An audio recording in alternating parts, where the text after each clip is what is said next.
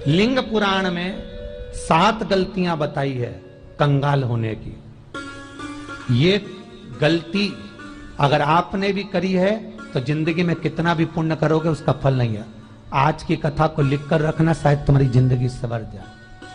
लिंग पुराण में 7 गलतियां बताई है व्यक्ति को बर्बाद होने की। पहली गलती है, उसमें से अगर आप स्वीकार कर रहे हैं ये गलती तो समझ लो कि गलती आपने करी है। गंगा जल तो बुलवाया टैंकर भरकर, 21,000 बेलपत्र भी समर्पित कर रहे हो। आप मंदिर के अंदर बैठ गए, दर्शन करने वाला आता रहा, किसी को अंदर प्रवेश नहीं दिया। आप गंगा जल चढ़ाते रहे, आप बेलपत्र चढ़ाते रहे, आप स्वयं पूजन करते रहे, और दूसरा व्यक्ति ना जाने किस भाव से, किस रूप में आकर भगवान की सेवा करना चाहता था।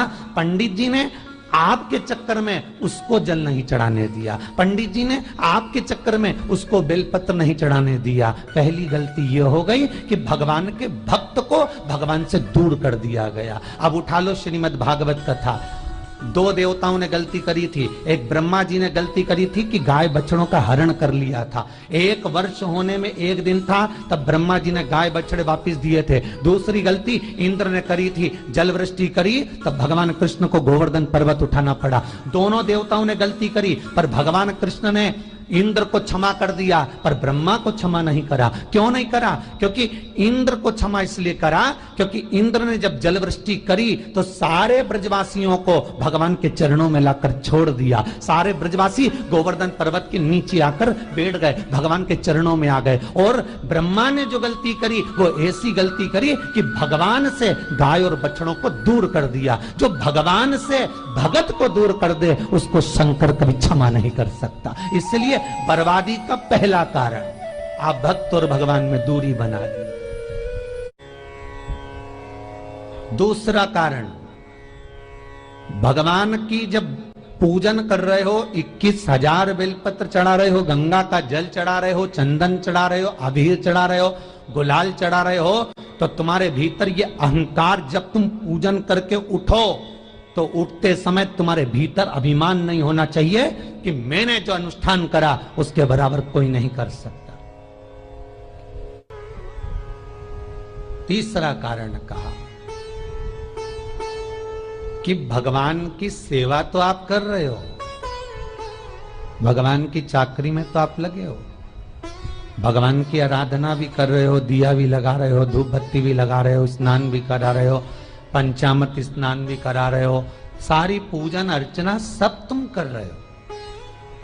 पर हो सकता है इस पूजन अर्चना में आप केवल 3 घंटा पूजन करते हो और बाकी के समय किसी न किसी की जीवात्मा को दुख पहुंचा रहे हो। एक कथा में एक बात कही थी कि भले मंदिर में दिया मत लगाओ, भले मंदिर में जाकर धूप बत्ती मत जलाओ, भले मंदिर में जाकर भोग मत लगाओ, भले मंदिर में जाकर जल मत चढ़ाओ, कुछ मत करो, भले भगवान को नए कपड़े मत पहनाओ, भले तुम्हारी मर्जी पड़े भगवान को भोग मत लगाओ, पर शास्त्र कहता है कुछ मत करो, पर एक काम जरूर करना कि किसी के चेहरे पर प्रसन्नता ला देना तो मंदिर में दिया जलाने के बराबर होगा। किसी के चेहरे पर चमक ला देना, प्रसन्नता ला देना तो अगरबत्ती लगाने के बराबर होगा। किसी गरीबड़े के, किसी दुखी के चेहरे पर अगर तुमने प्रसन्नता ला दी तो वो भगवान को कपड़े पहनाने के बराबर होगा। मालूम पड़े तुम मंदिर में पूरी सब्जी बांटो, मंदिर में भोजन कराओ, मंदिर में सारा पकवान चढ़ाओ, और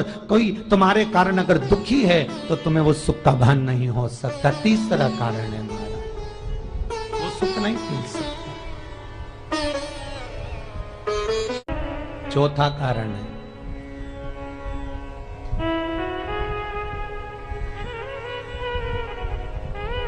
महाराज, जिस मंत्र को पढ़ा जा रहा है, जिस मंत्र का स्मरण किया जा रहा है,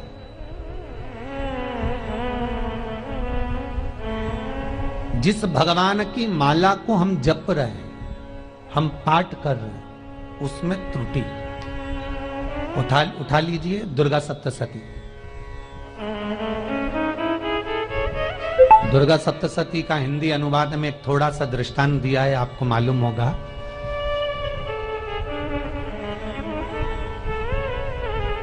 एक जजमान सप्तशती का पाठ कराते थे नवरात्रे में। नवरात्रे पूरे होते थे और उनकी पत्नी मर जाती थी। सप्तशती के अंदर लिखा है, बहुत ध्यान से सुनिएगा। दुर्गा सप्तशती का पाठ कराते थे और पत्नी नवरात्रे के बाद 4 महीना 3 महीने के बाद मर जाती थी। बहुत दुखी था सेठ। एक शादी करी, दूसरी करी, तीसरी करी, चौथी करी, चौथी पत्नी भी मर गई। बहुत दुख हुआ। आज वो गुरुजी के पास चले गया, गुरुदेव, गुरुजी, गुरुदेव, गुरुदेव। गुरुजी बोले क्या हो गया? सेठ जी बहुत दिनों के बाद आ रहे हो, क्या बात है गुरुदेव?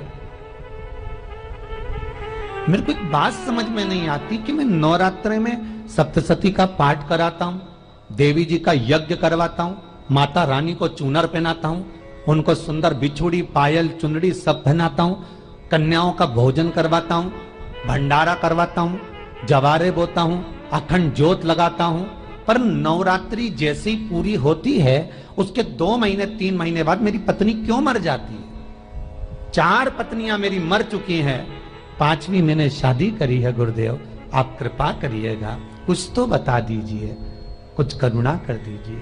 गुरुजी बोले जब तू सब कुछ अच्छा कर रहा है, जोत भी जला रहा है, कन्या भोज भी करा रहा है, चुनड़ी भी चढ़ा रहा है, भंडारा भी कर रहा है, जोत भी लगा रहा है, जवारे भी बो रहा है, माता रानी की सेवा भी कर रहा है, अखंड रात्रि व्रत कर रहा है, सब कुछ तूने करा, यज्ञ भी करा, फिर तेरी पत्नी क्यों मर सकती है? ऐसा हो ही नहीं सकता। नहीं गुरुदेव, मेरी 5वीं शादी है गुरुदेव, अब की बार आप कृपा करिए। गुरुजी ने कहा तेरे पंडित जी को अनुष्ठान पर बुला, मैं कमरे में बैठकर सुनूंगा सप्तशती का पाठ, तब मैं ध्यान करूंगा।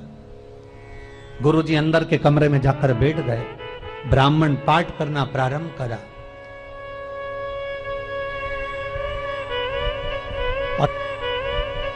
और ब्राह्मण ने पाठ करना प्रारंभ करा। उसमें एक शब्द आ गया, भारयन्तु भक्षन्तु, भारयन्तु भक्षन्तु। उसमें बोलना था भय, पीड़ा को, हे जगत जननी तू भक्षण कर जा, पर ब्राह्मण बोलता था भारयन्तु भक्षन्तु, मेरी पत्नी को, मेरी भार्या को तू भक्षण कर दे। पंडित जी जैसे ही बोले, गुरुजी बाहर निकल कर आ गए।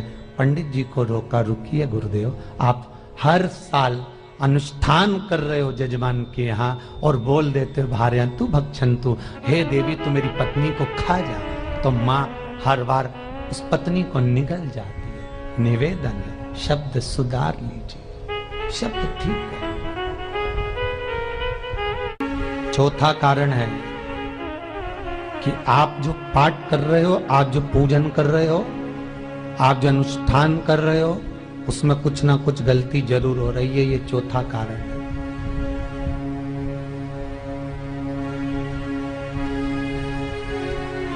एक बार पूरे घर के लोगों को बिठाओ, अपने घर के लोगों को, मम्मी से पूछना, मम्मी तुम कौन कौन सा पाठ करती हो? एक बार मम्मी से पूछना। फिर एक बार पापा से पूछना, पापा आप कौन कौन सा पाठ करते हैं सुबह? फिर बहू से पूछना, भाभी आप कौन कौन सा पाठ करती हो? फिर छोटी दुल्हन से पूछना, छोटी दुल्हन तुम कौन कौन सा पाठ करती हो? भैया आप कौन कौन सा पाठ करते हो? आप कौन कौन सा पाठ करते हो? पूछना। जब घर के अंदर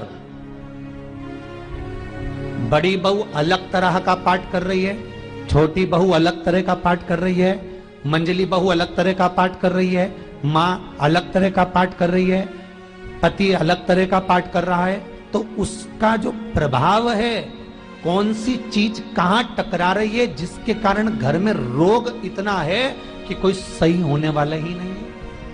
अब तुम कहो कि सीवर वाले गुरुजी ने उपाय बताया, हमने बहुत करा, पर सही क्यों? तो सही क्यों नहीं हो रहा है? उसका कारण है या तो बड़ी बहू जो पाठ कर रही है, या सास जो पाठ कर रही है, जो पति जो पाठ कर रहा है, नाते जो भी उस घर के अंदर रहकर जो पाठ अर्चना कर रहा है, उसमें जरूर कुछ ना कुछ ऐसा हो रहा है जिसके कारण वो काम नहीं कर पा रहा।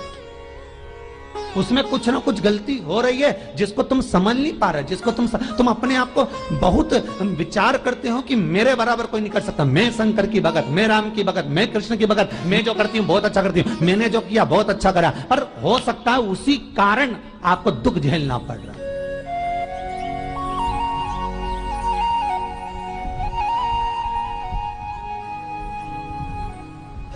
उसी के कारण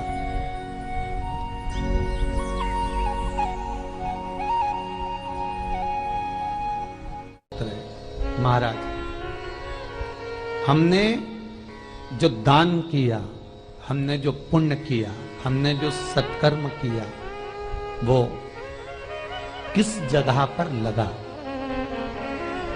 पांचवा सूत्र,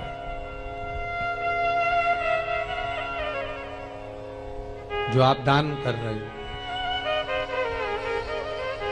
जो आप पुण्य कर रहे हो, सत्कर्म कर रहे हो, वो किस जगह पर लगा? ये पांचवा सूत्र।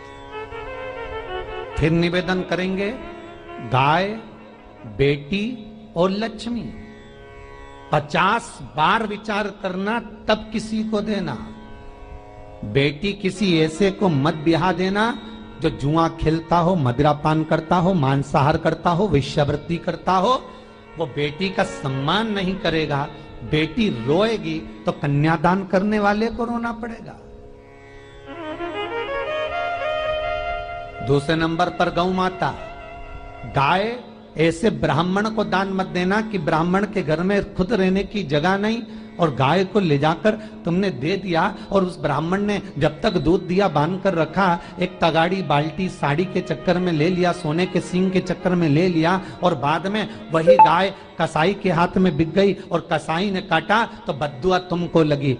बेटी, गाय और लक्ष्मी, पैसा भी किसी ऐसे भिखारी के कटोरे में मत दान देना कि जिसने ले जाकर मदिरा पान में लगा दिया, जुए में लगा दिया, वैश्यावृत्ति में लगा दिया। अगर जिस भिखारी के कटोरे में पैसा दिया उसने शाम को ले जाकर मदिरा पान में, जुए में लगा दिया, तो लक्ष्मी रोती है कि तूने मुझे गलत जगह पर दिया है, इसलिए अब तुझे रोना पड़ेगा। तब व्यक्ति को रोना पड़ता है, फिर व्यक्ति रोता है। गाय, बेटी और लक्ष्मी 50 बार विचार करो, क्या सही जगह पर दे रहे हो?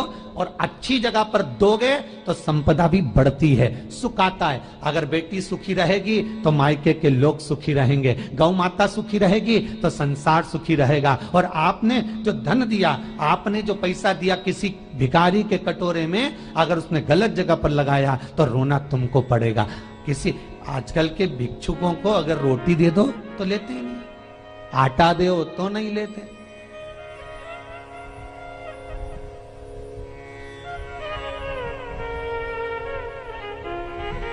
पहले के समय में जो भिक्षुक आते थे ना, तो रोटी बनी हुई मांगते थे।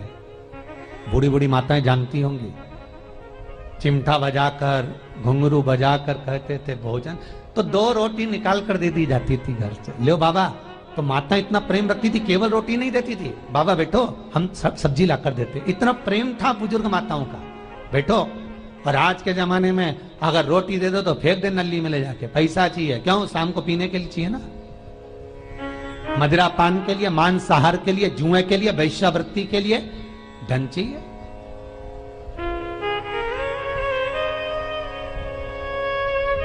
भोपाल के और इंदौर के, इंदौर का राजवाड़ा चौराया और भोपाल का लाल घाटी चौराया, इन दोनों चौराहे पर इतने से बच्चे लोग भीख मांगते हैं और उनकी माताएं और उनके पिता रोड के किनारे पर चिलम लगाते बैठे रहते हैं, पांव लंबे करके पड़े हैं और ये कमा कमा के उनको दे रहे हैं। और धन्य हैं ऐसे लोग जो उनको दान भी दे देते हैं। जिसको जरूरत है उस तक कुछ नहीं पहुंचता। अभी भी 4-6 महीने लॉकडाउन चला, जिसको जरूरत थी एक रोटी की उस तक कुछ नहीं पहुंचा, और जिसके पास में पहले से भरा हुआ था उसने और ले जाके भर लिया। जिसको जरूरत थी उस तक नहीं पहुंचा। अभी ठंड आ रही है, बहुत सारी संस्थाएं कंबल बांटेगी। रेलवे स्टेशन पे लोगों को कम्बल उड़ा रहे हैं, कोई सो रहा है जमीन पर उसको कम्बल उड़ा रहा है, बस स्टैंड पे चले गए कोई रोड पे सो रहा है कम्बल उड़ा रहा है, तो इतना बड़ा नाम चलेगा कि उन्हें कम्बल उड़ाए, कम्बल उड़ाए, कम्बल उड़ाए। और वो कम्बल जिसको उड़ाया वो दूसरे दिन जाकर कपड़े की दुकान पर बेच के आ गया, 200 रुपए लिया है, रात को पीकर फिर सो गया, क्योंकि फिर कहीं कहाँ आएगा, फिर उड़ा के चले जाएगा, क्योंकि इन्होंने तो ये करके रखा है कि नाम कमाना है तो कम्बल उड़ाए जाओ। जिसको जरूरत है वहां तक सामान नहीं पहुंचता भाई, जिसको जरूरत है वहां तक सामग्री नहीं पहुंचती भाई। आपने दिया और उन्होंने ले जाकर बेच दिया, और फिर सोचते हो कि मैंने तो पुण्य करा है। कई लोग कहते हैं मैंने दान करा, मेरे को इतना फल मिलेगा। काहे का दान करा? ऊपर तो जा, यमराज के डंडे पड़ेंगे।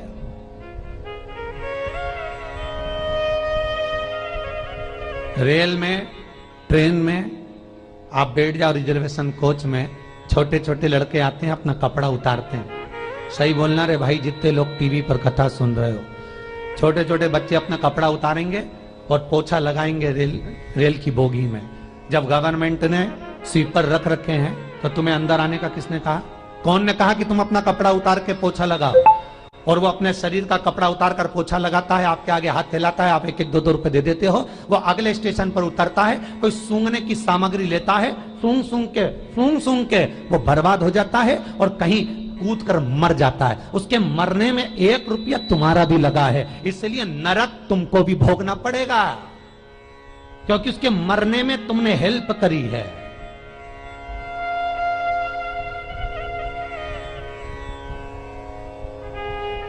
तुमने तो रुपया दिया था भोजन करने के लिए, उसने कोई सूंघने की सामग्री ले ली और सूंघ सूंघ के नशे में मर गया। उसके मरने में 2 रुपए तुम्हारे हैं, 1 रुपए तुम्हारा है, तो भोगना तो तुमको भी पड़ेगा ना।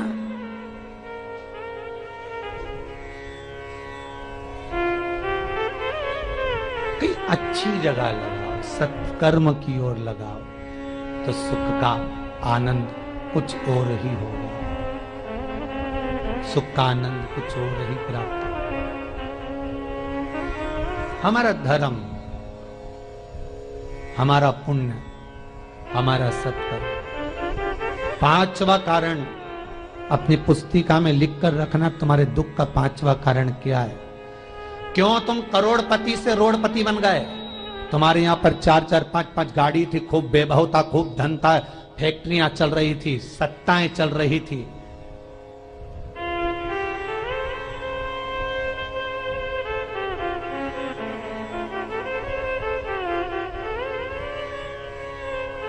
खूब सत्ताएं थी, खूब वैभव था, खूब धन था, पर कुछ भी नहीं, सब धरा की धरा रह गए। सारा कोई वैभव बचा ही नहीं, कोई वैभव नहीं बचा। एक हमारे सेंधवा के भगत हैं महाराज, बड़े भावपूर्ण भगत।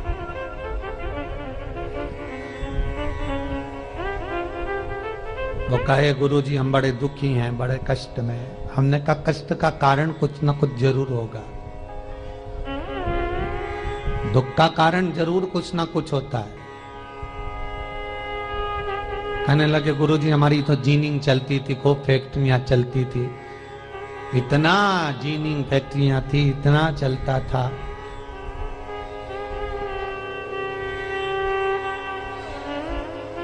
इतनी जीनिंग चलती थी, इतनी फैक्ट्रियां चलती थी, गुरुदेव बहुत दुखी हो गए। हमने कहा दुख का कारण, जो ये 7 कारण है शिव महापुराण के, लिंग पुराण में जो 7 कारण बताए हैं दुख आने के, जब फैक्ट्रियां अच्छी चल रही, जीनिंग अच्छी चल रही, व्यापार अच्छा चल रहा है, तो 7 कारण बताए हैं।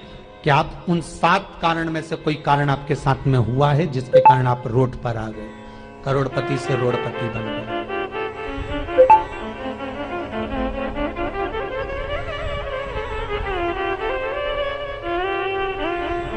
कभी कभी नगर में, गांव में सभी का व्यापार एक साथ समाप्त हो जाता है। कभी कभी गांव में, नगर में सबका व्यापार एक साथ समाप्त हो जाता है, सबका व्यापार एक साथ ही खल्लास हो जाता है, समाप्त, सभी कर्जे में हो जाते हैं। तो समझ लेना कि उस गांव के खेड़े का देव महादेव, उस गांव का खेड़ापति भगवान शंकर, उस गांव का शिव जरूर रुष्ट हुआ है, जरूर रुष्ट हुआ। उसको मनाने का प्रयास करो, जिससे अपनी नगर, अपना गांव फिर उन्नति की सीढ़ी पर चढ़ जाए। पांचवा कारण मंत्र जाप को, अर्थात तुम्हारा फिर निवेदन, गाय, बेटी और लक्ष्मी 50 बार विचार करना, तब देना, नहीं तो मत दे, मत दीजिए।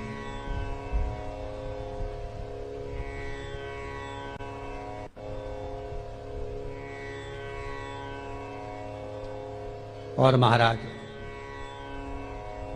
भगवान शिव की कथा का छठा कारण बता, हमारे दुख का कारण छठा कारण,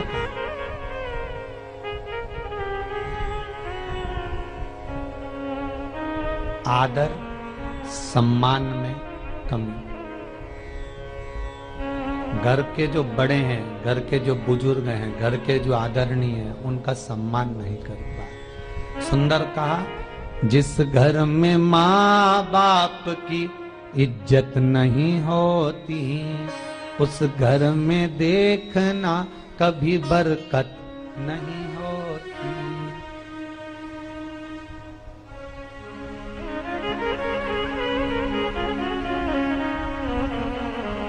छठा कारण है सम्मान, सत्कार, आदर ना हो। जब धन, सातवां कारण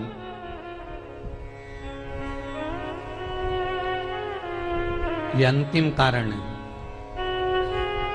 जितने लोग कर्जे में, लदालू में, जितने लोग दुखी हैं, जितने लोग तकलीफ में, आज की कथा को बहुत दिल से सुनना, अपनी गलती को जरूर छांटना। मुझे विश्वास है मेरा भोलेनाथ, आप अगर गलती को स्वीकार कर लोगे तो शंकर वापिस आपको करोड़पति बना देगा, लखपति बना देगा। शंकर आपके भंडार फिर भर देगा। 7 कारण में से अपनी गलती को जरूर छांटना। साहब की आपने गलती कौन सी करी, पर अपनी गलती को छांट ले, यही सबसे बड़ी बात है ना। लोग सुनने के बाद भी नहीं छाटेंगे, नहीं मैंने तो कुछ करा ही नहीं, मैं तो कुछ कर ही नहीं, बस मैं ही तो है, हरी जगदम्बा, वो मैं ही फंसा है बीच में।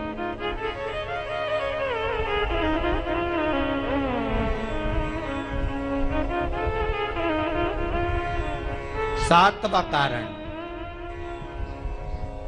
महाराज, किसी का बेकार धन हमारे घर में आ जाना। एक कथा बहुत सुंदर है।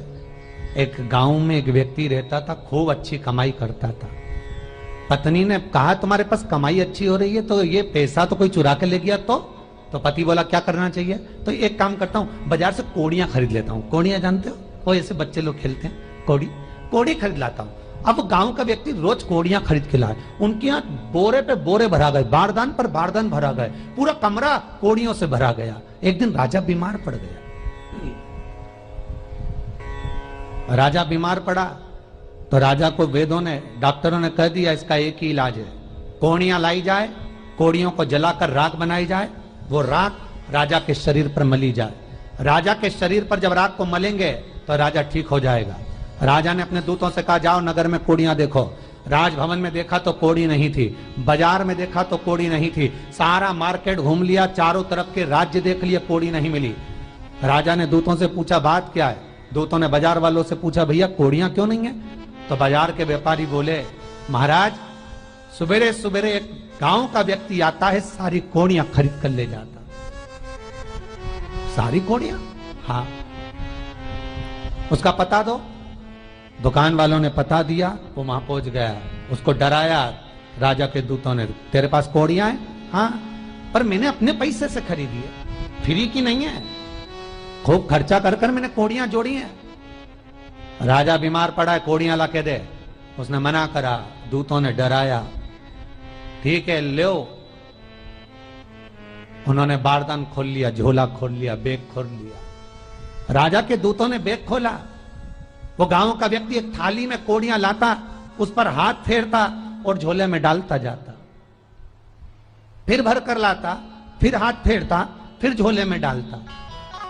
राजा के दूतों ने कहा, एक बार में पूरा बारदान उठाकर क्यों नहीं दे देता, ये बार बार हाथ क्यों फेर रहा है?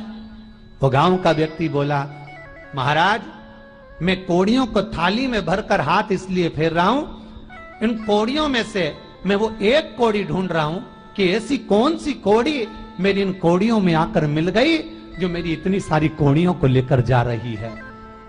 बस वो चरित्र याद करना कि एक कोड़ी हमारे घर में कोई ऐसी आ जाती है जो सारी रखी हुई कोड़ी को लेकर चली जाती है। और जिंदगी में घर में धर्म की, पुण्य की, सत्कर्म की एक कोड़ी ऐसी आ जाती है जो शिव महापुराण की कथा करवा देती है। वो कोड़ी को ढूंढना कि वो कोड़ी कौन सी है। जो अच्छा काम करवा रही है अच्छी कोड़ी आई होगी, सत्कर्म करवा रही है अच्छी कोड़ी आई होगी, और मालूम पड़े एक कोड़ी ऐसी आ गई जो डॉक्टरों में भरवा रही है, सारा की सारा धन मेडिकलों में लगवा रही है, पुलिस में लगवा रही है, कहीं गलत जगह पर लगवा रही है, कहीं एक्सीडेंट में लगवा रही है। जो कोड़ी गलत जगह पर धन को लेकर जा रही है, समझ लेना कि वो कोड़ी बेकार आ गई जो सारा का सारा बर्बाद करने में लगी हुई है। उस कोड़ी को पहचानो कि वो कोड़ी कौन सी है। सातवां कारण शिव महापुराण का, लिंग पुराण का लिख कर रखना कि एक कोड़ी ढूंढना कि वो कोड़ी कौन सी घर में आ गई जो हमें बर्बाद कर कर चली गई है। तो कोड़ी को ढूंढिए, वो रुपये को ढूंढिए, वो एक रुपया कौन सा आ गया, वो धन कौन सा आ गया जो हमें बर्बाद कर गया, कैसा आया।